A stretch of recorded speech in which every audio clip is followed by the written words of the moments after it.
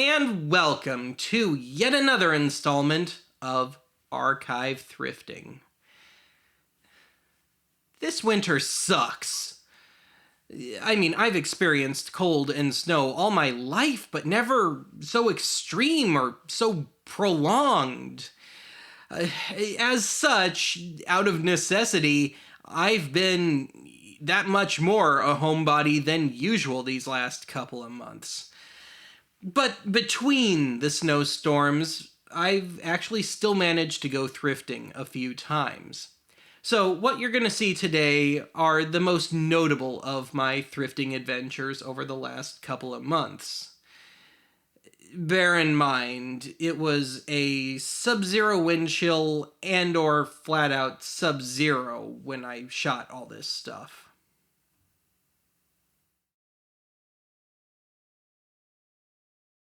Up first is the most overpriced thrift store in America, but I have had some luck here, so I guess I shouldn't complain too much. Always gotta go through the records, and at first it looked like all the usual junk, but then Chuck Berry's final album for $5. A little steep for thrift store vinyl, and new albums tend to sound like crap on vinyl, so I passed. But then, to my shock, some more new vinyl, old music, and still sealed, and cheaper than the Chuck Berry. And I do have a habit of picking up newer issues of old music just to see how they turned out, but otherwise, same old, same old. The cassettes always tend to lean a little heavily on the country end of things, but one tape stood out like a sore thumb, and that would be the soundtrack to The King of Comedy, easily my favorite Jerry Lewis movie, and it seems like he's barely in it. In the VHS, we've got some box sets that I've seen a million times over the years, but like the audio cassettes, one stood out, an ex-rental copy of Day of the Dead. That one's going in the cult VHS collection. In the electronics, we've got an old Sharp printing calculator. My dad had one like that and probably still does. Then an incredibly cheap pair of speakers. And speaking of speakers, we've got parts of someone's, I think, old set of surround speakers. Actually, it appears to be parts of a few sets of speakers. Then we've got a slightly dubious looking, I think, AB switch, and an equally dubious-looking TV of the same brand.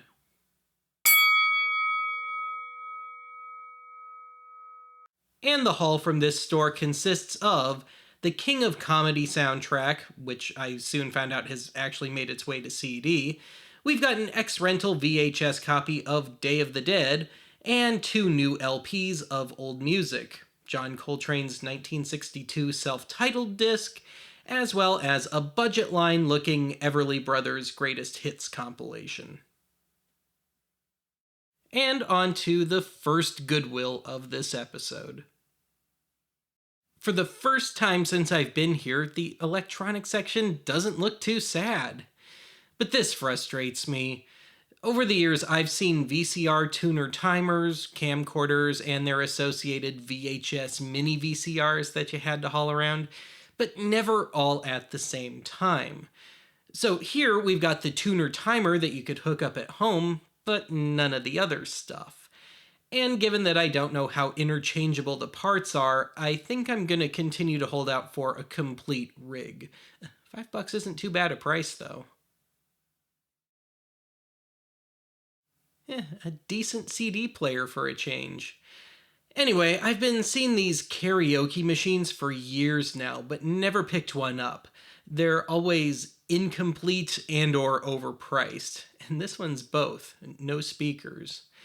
$20 wouldn't be too awful if it were complete, I guess. And hey, another decent CD player, sort of. I'm not really a big fan of those 50 CD deals, though. Otherwise, I used to have an Iowa all-in-one stereo, kind of like this, but it had surround sound. Below that, a Kodak ectographic internalized slide projector slash slide carousel thing with cassette deck, if I'm not mistaken. I'd much rather have a decent means of scanning slides, though. I have no idea if 15 bucks is a good price, but it's not for me.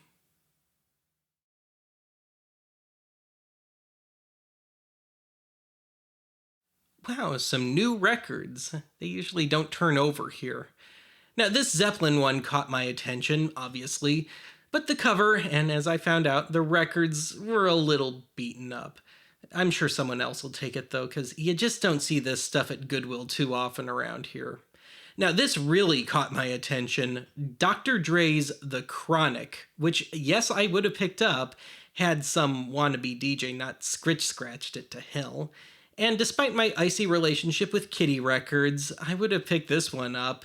A visit to my little friend Creepy, the Crawly Caterpillar, the Merry Toy Shop.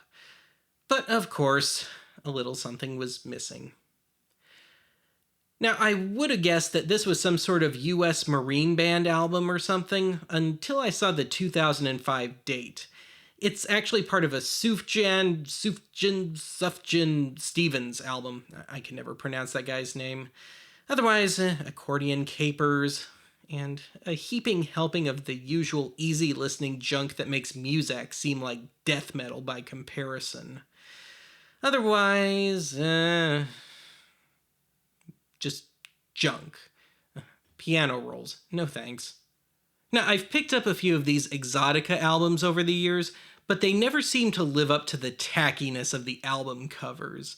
And since when is Red Sails in the Sunset a Hawaiian tune? And Spinorama Records, yet another budget label. And I love it when they post the supposed specs on the sleeves. And this one goes all the way up to 25,000 hertz, so your dog can enjoy it too. And all the way down to 15 hertz for fans of the brown note. And oh god, this album again. Twice. Must have been moonglow way up in the blue. Otherwise, here's a loose copy of the James Gang's Greatest Hits, only covering the Joe Walsh era. Did they even make enough records to justify a Greatest Hits? And no, I am not picking up that Pickwick Kings Road album because I've already got it. It's currently in the record ripoff bin. Otherwise, well, that looks ephemeral. Let's take a look at this one. And, well, the last person paid 99 cents for it. And, oh yay, two of my least favorite things in one easy package. Exercise Records and Kitty Records. That's a pass. Well, I've covered a Pac-Man album for some reason, so why not the Smurfs? Honestly, I'm not too enthused about sitting through a Smurfs album, and let's hope the record looks a little better than the sleeve. Yes, still not enough to persuade me to cover a Smurfs album. Otherwise, we've got Wayne Newton back there praying to hit puberty, and exercise stuff. Big Dave Scroggins, who doesn't look too big to me. And then more junk, having fun with Ernie and Bert, or Ernie anyway. And well, given what we know now about Rolf Harris, this becomes especially unnerving. Otherwise, oh, I see Billy, I see Jane, I see a crappy Wonderland knockoff record. Next. Oh, geez. Same goes for this Sesame Street album. Though I am half tempted to pick it up to hear how I Love Trash came out. But not quite tempted enough to actually buy this. Otherwise, new songs of inspiration. So only about 1,000 years old then. And then we've got, well, 36 Today. So the sound of turning 36 involves bad orchestral versions of 60s pop rock tunes. I think I'll wait till I actually turn 36, and let's see here, more not quite exotica, classical, just the usual stuff, Frente and Teicher, ick. More religious stuff, more easy listening, the kind of stuff I dread here. Some cruddy Christmas compilation, the mini poops, and And, ooh, this kind of looks like some lost heavy metal album. Missing Heirs. But no, it's religious. You know, I don't think I trust those guys. Man, I feel so cheated here.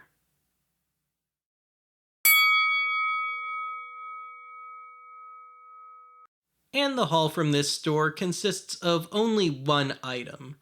I managed to burn out the motor on the junker VCR I was using to clean moldy tapes late last year, so yeah, this guy will replace it. And you know, for all the VCRs I used to see in Colorado, they are weirdly scarce around here, so yeah, I picked it up. And on we go to another Goodwill.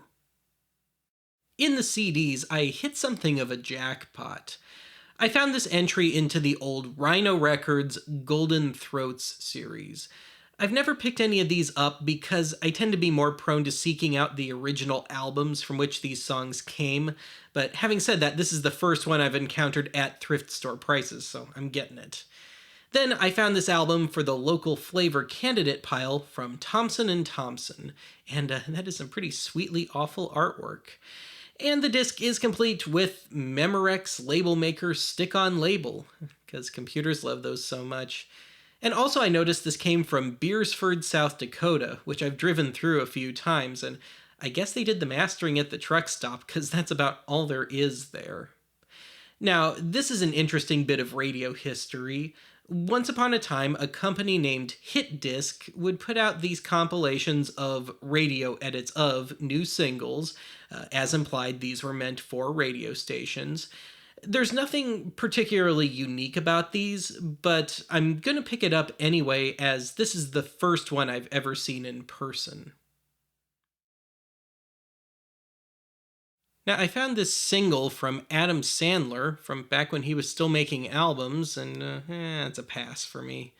Now this, I used to own a few of the Mel Brooks, Carl Reiner 2,000-Year-Old Man albums on CD, and I sold them off back in my music days to try and finance one of my albums, so I've been trying to get them back ever since. And I can't believe all the Rhino albums in this bin, and as it turned out, they're all promo copies. Now, this looks like an archivism waiting to happen. A tie-in CD to the old tabloid news show, A Current Affair. And it seems to have a bunch of stuff for use in local promos, and this is just bizarre. I'm getting this one. They also had a bunch of TV Tunes CDs, the label that is. I've got their 50s and 60s installment on cassette, and it's actually been living in the record ripoffs pile for some time now because it's all knockoffs, and I'd imagine that volume isn't too far off. And oh god, Los Del Chipmunks Macarena. Why does that exist? And where's Theodore? And no, I'm not getting that. Now, this seems to have come from England, and no idea if Jose is as famous as he claims, but this looked just nutty enough that I had to pick it up. In the DVDs, oh, hey Macaulay. Anyway, Coburn's is a regional chain of grocery stores that only does the smaller towns. I had no idea they rented movies. And this one came from the location in Mitchell, little over an hour from here. You learn something new every day. Otherwise, there's a nice little sampling of why mainstream movies and TV and I went our separate ways about 10 years ago.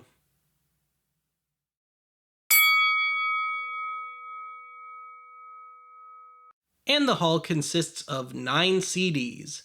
I picked up 2 more installments of the TV Tunes series, one of which was still sealed. They claim to contain original performances. We'll see how that goes.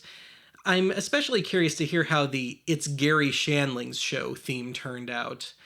I also found this Barnes & Barnes album. I think every good American red-blooded 80s and early 90s kid saw the Fishheads video about 1,000,000 times growing up. I got the Current Affair CD, and maybe it's getting time to consider a random CDs episode. I got the famous Jose single. I got the Hit Disc compilation. I got the Golden Throats Volume 2 CD. I got the not quite Thompson Twins album for a potential local flavor episode. And last, I got the 2,000-Year-Old Man in the Year 2000 disc. And onto the last thrift store for this episode. Oh god. Flashbacks. High school art class. Always getting in trouble. Getting lousy grades for my lousy mat cutting skills. I don't care if it's only $10. Keep that evil thing away from me! Oh, hey, an intercom. Now that is some genuine 80s-ness there. And it was only $4, but alas, it was missing the set of keys and the pair of aviators, so I passed. Now, remember when these things were getting doled out like there was no tomorrow?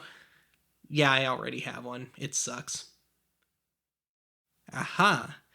Remember how I mentioned earlier that I was more interested in something that could scan slides and negatives as opposed to just projecting them? Well, I don't know if this is any good, but it's $4 and it appears to be complete and functional. All I need now are some slides. Not exactly the vintage of HBO promo goodies that I would ever want. I hate these things anyway. All they ever seem to do is scratch up your CDs. Now, what have we here? It appears to be some sort of converter box. T-View Micro XGA. So it's for computer monitors to send out to a regular TV or VCR or whatever. And, I've got some turn-of-the-century computer programs that I've considered for archive, but could never figure out how to capture the footage. And this thing could work. And it's only $350, and it appears to be complete. You know what? I'll pick it up. And over in the CDs, we've got Richard Marx's first album. I've already got that one, believe it or not, on CD. Otherwise, lots of ex-library stuff. Nothing of any real interest to me. In the VHS section, there's, really, Zardoz, the one with the perpetually half-naked middle-aged Sean Connery. Looks like someone already had a little freak out with the sleeve. And even this is beyond my pain threshold. In the DVDs, we've got a sitcom I never liked, a leftover from the Last Stop CD Shop clearance bin. We've got some half-assed Halloween Party CD mixed in, with some pretty lame song choices. More ex-library stuff, and that Shelley Duvall always scared me. Now, I've never seen that one in the wild before, but I've already got a copy, so I think I'll leave that for some other poor sucker. I mean, future plastic spoon thrower. Cowboy Bebop, not really my thing. Praise Baby Collection, library stuff, Mike and Molly. Some crappy pop star. Some science thing I'm not smart enough to understand. More library stuff, and oh geez. Clutch Cargo, So We Meet Again. You know what? Even at only 50 cents, it's still a big, fat no from me.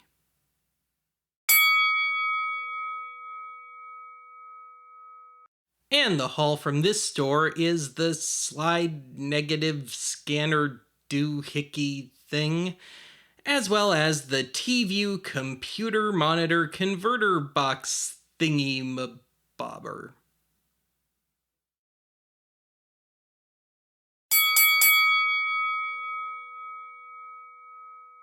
And the final haul for this episode consists of 2 new LPs from the Everly Brothers and John Coltrane, a cassette of the King of Comedy soundtrack, an ex-rental copy from Seattle of all places of Day of the Dead. We got 9 CDs, some of which are archive candidates, some aren't, all of them oddballs, and all seem to originate from the same collection. In addition to that, I also got a new sacrificial VHS deck. Lord help me if I ever have to do moldy tape duty again.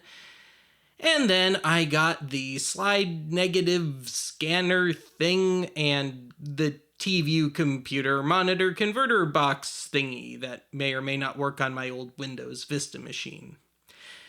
And the total cost of all this stuff came out to about $31 after tax. And that's it for today.